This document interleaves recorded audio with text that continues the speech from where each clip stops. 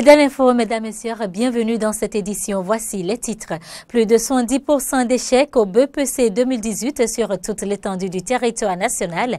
Les grandes tendances de cet examen sont désormais connues et c'est le département du littoral qui vient en tête de classement avec 40,36%. Que pensent les Béninois du discours du chef de l'État la veille du 1er août et de l'entretien qu'il a accordé à certains journalistes? Des éléments de réponse dans un instant. Hors du Bénin, Nagagwa déclaré vainqueur de l'élection au Zimbabwe. Il a été élu dès le premier tour de la présidentielle avec 50,8% des suffrages, a annoncé ce vendredi la commission électorale. C'est tout pour les titres.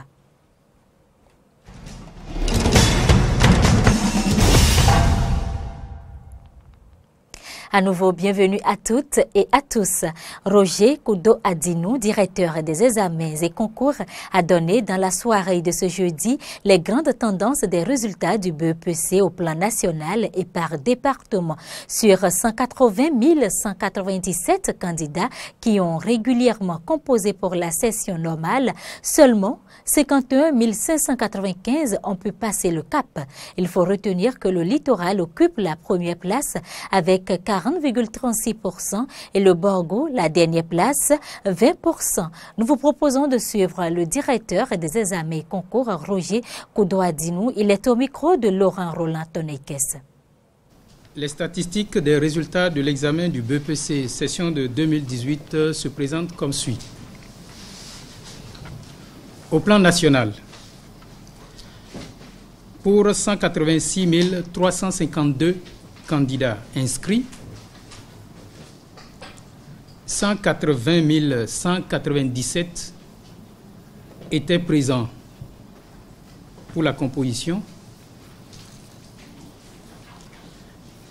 et il en résulte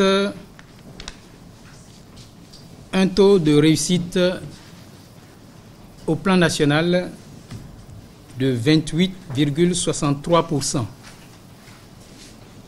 soit 51 595 candidats admissibles. En tête des départements, le littoral s'en sort avec 40,36%. En deuxième position, l'Atlantique, 34,26%. En troisième position, le Zou, 28,48%. En quatrième position, la Donga, 28,14%. En cinquième position, le Mono, 28,10%. En sixième position, l'Ouémé,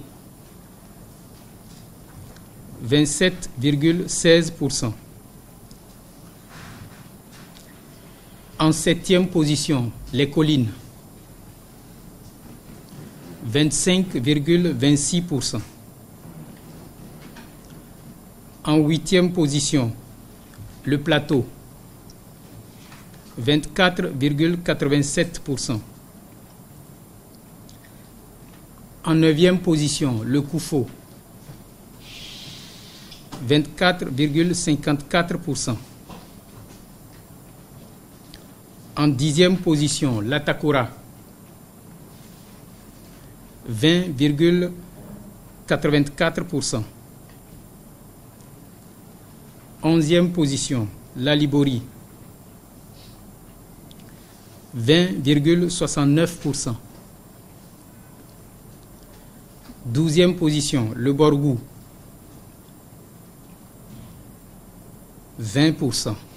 L'affichage effectif de la liste des admissibles se déroulera dans tous les départements de notre pays dès ce samedi. Et cet affichage se fera de façon synchronisée sur toute l'étendue du territoire.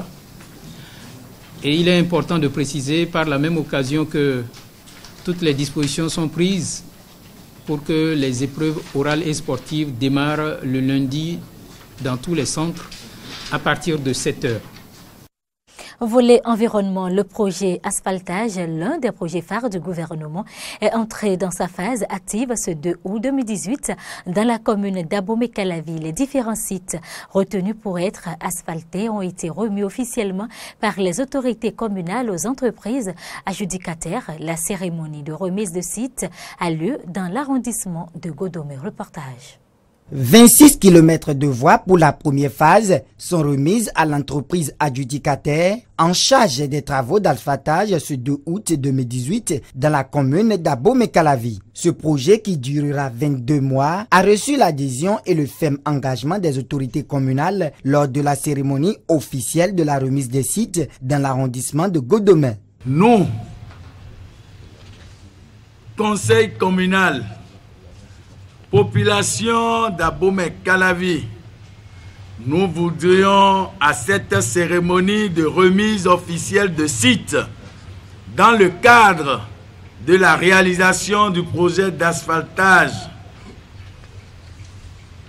dire notre engagement à ne ménager aucun effort pour que les entreprises à qui les sites seront confiés n'aient aucune difficulté. Est-ce que vous vous engagez comme le conseil communal, chère population? Dans son allocution, le préfet de l'Atlantique, Jean-Claude Kodia, souligne que cette remise officielle des sites à asphalter amorce le démarrage d'un projet important au gouvernement et va donner un nouveau visage à la commune d'Abomey-Calavi. Depuis quelque temps maintenant, le programme d'action du gouvernement n'est plus seulement un document, mais désormais une suite d'actions cohérentes, tangibles qui, par ailleurs, s'imposent insolemment à qui ne voudrait point les voir ou les sentir. C'est ni plus ni moins ce que nous vivons encore ce jour à Godomé, ce jour, jeudi 2 août 2018. Pour le représentant du ministre du Cadre de Vie et du Développement durable, le bitumage et le pavage des rues nécessitent un certain nombre d'efforts de la part de la population. Maintenant, le plus dur commence. Et ça, c'est effectivement le plus dur. Avec les entreprises à qui nous confions la lourde responsabilité de mener à bien leur mission et de nous livrer les travaux dans les délais, dans le respect des coûts, de la qualité et de l'environnement. La cérémonie de lancement des travaux s'est achevée par la présentation des responsables en charge du projet et la visite guidée des sites. Faut-il le rappeler, 900 milliards de francs CFA est la somme à mobiliser par le gouvernement pour la réalisation du projet asphaltage qui prend en compte 9 villes du Bénin. Un reportage de Aristide Setin et Damien Pedro. À Cotonou, c'est le ministre du Cadre de Vie, José Didier Tonato, et le maire par intérim de Cotonou, Isidore Nyolofou, qui ont mis à la disposition des entreprises retenues le site pour le lancement des travaux entrant dans le cadre du projet asphaltage. Suivez ici un extrait des propos du ministre du Cadre de Vie et du Développement durable au micro de Carole Olaye et Denis Maroya. C'est la remise officielle. Et tout à l'heure, les techniciens vont faire le travail approfondi. Il y aura des PV qui vont être signés. Et à partir de ce jour, l'installation de chantier va commencer. L'installation de chantier suppose également la libération des emprises. Ce que nous souhaitons, que nous attendons impatiemment est arrivé, ce sera de l'aménagement de façade à façade. Ça veut dire que nous avons besoin de la façade à ma droite jusqu'à la façade à ma gauche là-bas.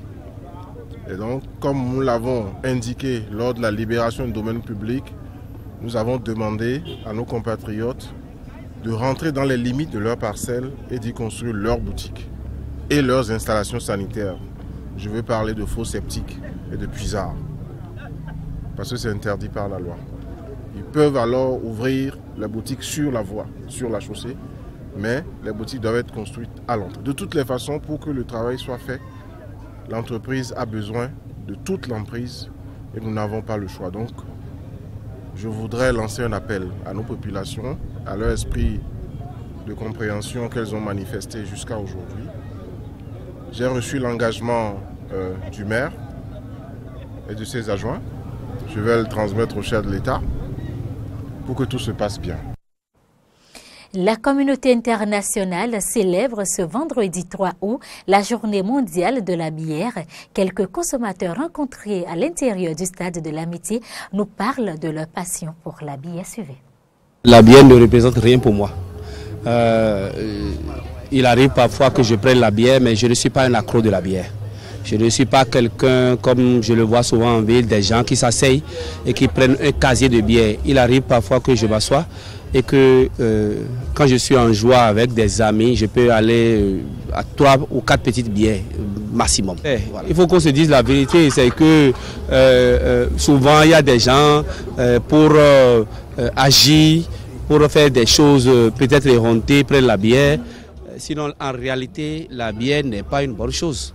Mais on a envie de consommer pour être plus à l'aise dans ça, peut-être pour certains c'est comme ça. Hein. Sinon, chez moi, la bière ne me rend pas assez de service. Mais quand même, il m'arrive quand même parfois de prendre la bière pour rester dans la joie. Chez moi, la bière, c'est une boisson par moment. Bien qu'étant alcoolisé, on a besoin de le prendre par moment pour son plaisir. Mais pas pour toujours, hein, par semaine. Parce que je ne suis pas un amateur, j'en prends quand je sens le désir, hein, par moment, quelquefois. Bon, on ne peut pas quantifier quand même. Bon, j'ignore la nocivité de l'alcool, mais je vois que ça donne du plaisir quand même. Ah, vraiment, on se sent dans les nuages, parfois quand on est un peu saoulé.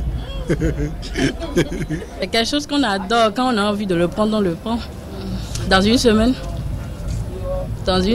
je peux prendre au moins 7, si possible. Non, si j'ai envie de prendre la bière, je prends la bière. Si je n'ai pas envie de prendre la bière, je laisse. Mais quand je ne suis pas indisposée, je prends ma bière, ma dose. Si le palier est tel là, avant que tu le prennes trop, peut-être, bon, tu peux te rendre malade. Des propos recueillis par Laurent Tonekes. Parlons encore de la célébration de la fête de l'indépendance au Bénin. Dans la capitale politique du Bénin, Amen Didier Mpenoudi nous propose ici un extrait sur l'indépendance, un entretien accordé par Dr François Arlonsou. Il est le deuxième adjoint au maire de Porto-Novo. Selon lui, le Bénin n'évolue pas bien à cause du manque de conviction au travail. Il estime que nous ne percevons pas bien assez le symbolisme de cette indépendance et invite ici chaque Béninois à s'approprier les valeurs fondamentales du réel développement de notre pays. Écoutez-le. Vous ne pouvez pas imaginer là où on devait être après 58 ans de parcours. Mais là où nous sommes aujourd'hui, là où on est respecté sur le plan de démocratie, nous avons quand même ça comme joyau à se faire respecter. Quand on dit Bénin sur le plan international, on a au moins ça. Mais il y a d'autres plans sur lesquels nous avons un peu raté le coche depuis 58 ans. C'est que nous n'avons pas, dans la discipline, dans surtout le respect de notre devise fraternité, justice, travail, surtout travail. Parce qu'il est fondamental que les Béninois, non seulement recrutés comme travailleurs à l'étranger, soient travailleurs chez eux, dans la discipline, la rigueur, et surtout dans le respect du bien public. Parce que nous avons un problème de fond, c'est que nous ne sommes pas sérieux. Si nous étions vraiment des citoyens, je dis citoyens, pas seulement des habitants du Bénin, mais des citoyens béninois convaincus que nous devons nous battre tous les jours que le bon Dieu fait dans l'intérêt du bien commun, le Bénin serait, le Dahomey, le Bénin aujourd'hui serait à un niveau très élevé. Regardez bien la carte du Bénin, c'est comme un coup de poing dans la gorge de l'Afrique. C'est comme un pays qui a un coup de poing élevé, qui est un pays qui est debout. Nous devons être des Béninois conscients que nous pouvons aller très loin. Nous sommes intelligents, on nous reconnaît ça. Nous sommes brillants, depuis toujours on nous reconnaît. Mais nous avons un problème de fond, nous ne savons pas travailler ensemble. Nous ne savons pas travailler en équipe. Nous ne savons pas vraiment nous battre ensemble pour la réussite, c'est-à-dire travailler effectivement ensemble. Ce qu'on met dans le travail, chacun veut être devant l'autre. Et quand quelqu'un est devant l'autre, au lieu de le suivre, de l'aider pour que l'équipe avance, on lui fait des coques en jambes. On veut l'ôter de là, on veut l'enlever de là possible. C'est une malédiction pour le Bénin. Nous devons conjurer ce mauvais sort pour que nous puissions ensemble, si quelqu'un est retenu comme capitaine, comme chef, nous devons, pendant son mandat, travailler ensemble. Quitte à lui dire ce qu'il faut pour qu'on aille de l'avant, quitte à aussi le laisser mettre en œuvre sa vision, ce en quoi il croit. Par la même occasion, François Arlonsou fait aussi le constat du manque de patriotisme qui caractérise le Béninois, toute chose qui ralentit notre élan vers le développement. Suivez. Reconnaître que nous sommes tous exacerbés par un individualisme exagéré, exacerbé.